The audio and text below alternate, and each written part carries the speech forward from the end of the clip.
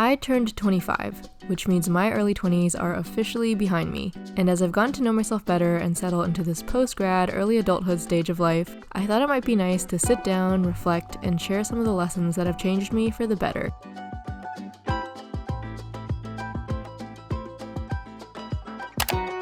Just start.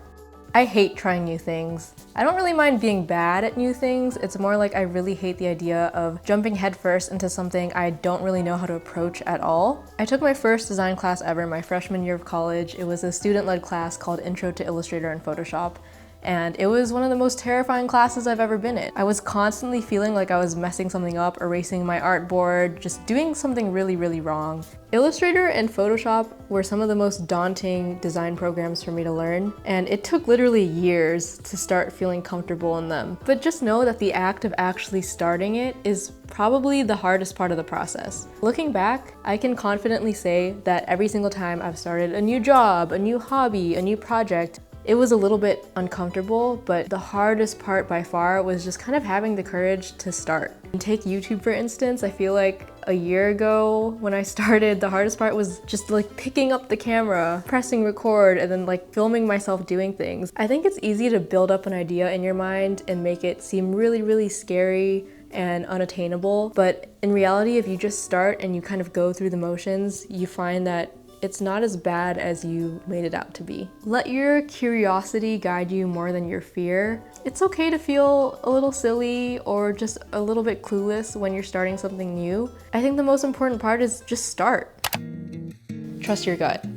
I have probably told strangers, family, friends this advice at least 100 times, and I really like it because it can really apply to any aspect of your life, whether you're taking on a new brand project, you're moving somewhere, you're taking an unfamiliar step. But in this case, I kind of want to talk about trusting your gut in the workplace. My first ever freelance brand experience is still hands down the worst experience I've ever had with any client. This particular client wanted a restaurant brand and she wanted it done in 2 weeks. She had a budget of $350 and she wanted it to be modern, sleek, elegant, playful, literally every adjective you could ever think of. She put it in the brief. And I was just so excited at the thought of potentially having my work out there in real life as a real brand, and I pretty much ignored all of the screaming red flags that were right in front of me. Needless to say, this experience just went really awfully. She demanded countless revisions. She demanded that I rebrand her entire thing like twice over. And you know what the worst part is? I did all of those countless revisions that she asked for. I did not have a contract. I just wanted to please her, and I calculated it, and I think I worked at like an hourly rate of $5 to $10 an hour. The whole thing was just really bad. I didn't really love the work that I was producing because I was trying to make it every adjective in the world. Probably within the first few days of working with her, I kind of knew in my gut that this was not gonna turn out well, but I just kept chugging along.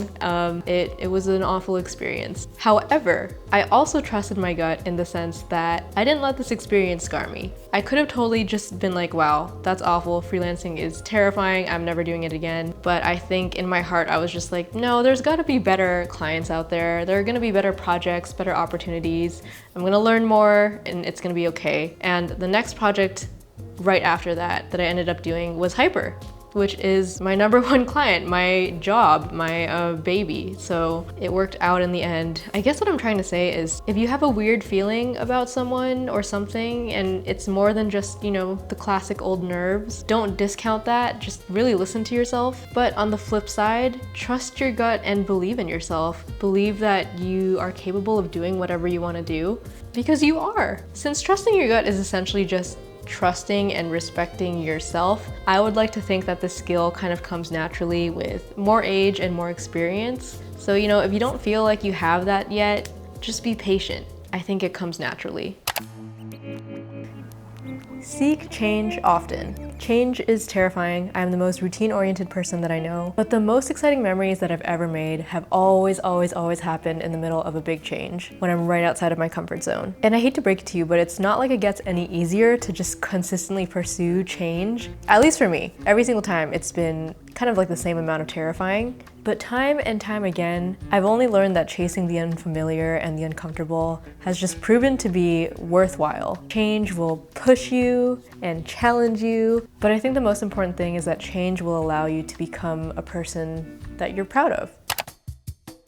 Stop comparing yourself to everyone around you. I will admit it, I am still really heavily working on this one. I know in theory this is true, everyone always says it all the time. It's just taking a little longer to like absorb and really practice, especially when you're on social media a lot, and it's very easy to just open up Instagram and mindlessly scroll, immediately find 10 people who are doing what you're doing, but they're doing it better and they're putting out more content at a faster pace. It's just easy to get sucked up in all of this and come up with thoughts like, oh, they're so much better than me. I'm so behind, I'm never gonna catch up to all of these other people. Literally nothing good can come from this mindset. Sometimes I just like turn off my phone, you know?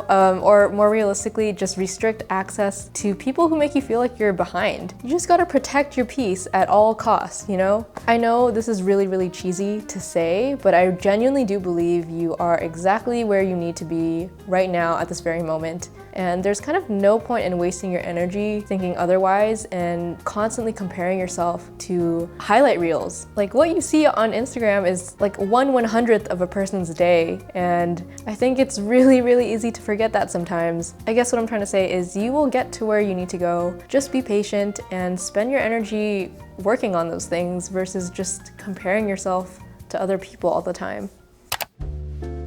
And the last lesson, try to incorporate gratitude into your everyday life. So I used to think this advice was super overrated. Everyone and their mother is always yapping on about be grateful for what you have. In this case, I'm here to say, mom is right. Gratitude can really be a game changer. Now, it's easy to tell others to just be grateful for what you have, but it's a lot harder to just actively practice it. I think I started really putting it into practice about 3 years ago. And what really helped me incorporate gratitude into my life was just consistent journaling. I would do this daily exercise where I would write down a bunch of prompts. And one of the prompts was 3 things you're grateful for. And over the years, 3 things turned to 5 things, turned to 10 things. And the more I did it, the easier it got. And I noticed myself just being able to pick out moments in my day where I was just really like appreciating the moment or cherishing something that I normally wouldn't have. Even if you had a really awful day and it really felt like nothing went right,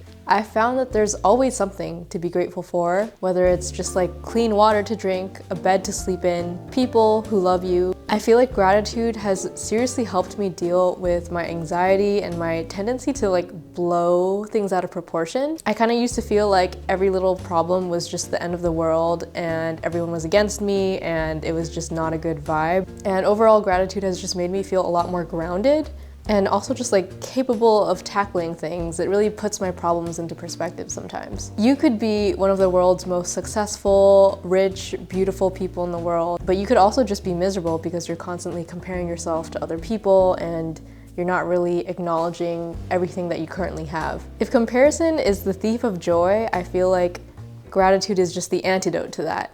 All right, that kind of concludes all of my lessons. There were a lot of lessons that I could have talked about. Some honorable mentions: charge a 50% deposit, sleep earlier, do not waste your time on stupid boys. But I chose these 5 specifically because I think they can be applied to every aspect of your life, and I try to practice all of them every day. In so many ways, I still feel like a little girl, scared, unsure, generally clueless, but at the same time, I also feel like I've just changed and evolved more in the past few years than in the last 20 years. Maybe it's the prefrontal cortex developing at 25, I don't know. Anyway, I really hope this helps. I know it's easier said than done, but once I really started to learn these lessons and absorb them, I noticed myself becoming a lot less anxious, a lot more open-minded, and generally a person that I'm starting to become proud of. Okay, that's it. That's my thing. If you watched all of this, thank you so much. Making all of the physical assets for this was just a really fun time. Normally I'm just strictly digital title cards and everything, but I really wanted to push myself to make something physical out of it so I could kind of remember these lessons forever. So yeah, I hope you liked it. Thank you so much for watching. Bye.